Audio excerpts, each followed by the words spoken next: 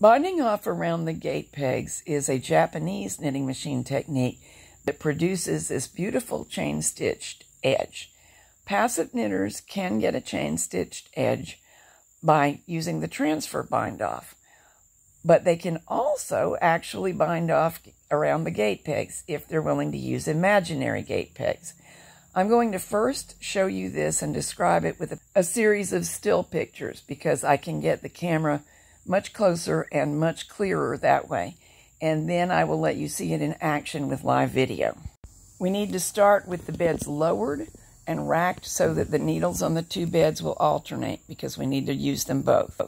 Place the end stitch on your latch tool. Bring up some front bed needles and wrap the yarn tail around the end front bed needle. Push the back bed needle outward so that the stitch falls behind the latch. Do the same with the latch tool so the stitch on it falls behind the latch, and lay the hooks of the two tools together. Pull back the needle and push forward the latch tool so that it receives the stitch from the needle that originally held it. Make sure the yarn tail is wrapped around the front bed needle on your side. Grab the yarn with the latch tool and pull down. One chain stitch has formed on the latch tool. Now repeat. Yarn to the front of the next front bed needle. Back bed needle forward so that the stitch falls behind the latch. Do the same with the latch tool so that the stitches are behind both latches and the needles can go hook to hook. Pull back on the bed needle so as to receive the stitch onto the latch tool and pull down the yarn with the latch tool to create the new stitch. Now here it is in real life. The front bed needles are supporting the fabric, so there is no drag and downward pull. And the front bed needles are also assisting you in keeping your chain stitches neat and even, which is what makes the edge so pretty.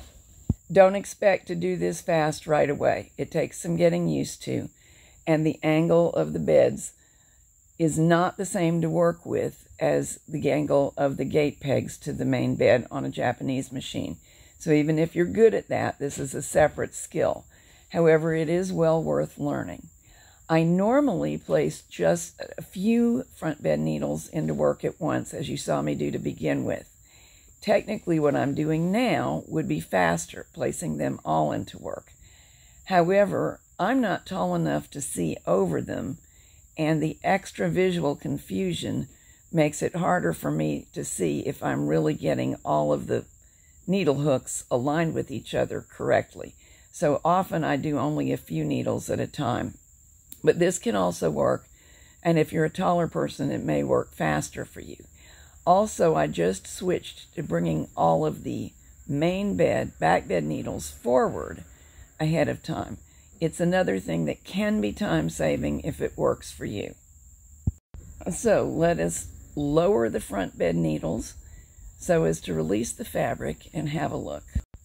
And here it is, a very pretty, neat, evenly spaced chain-stitched edge.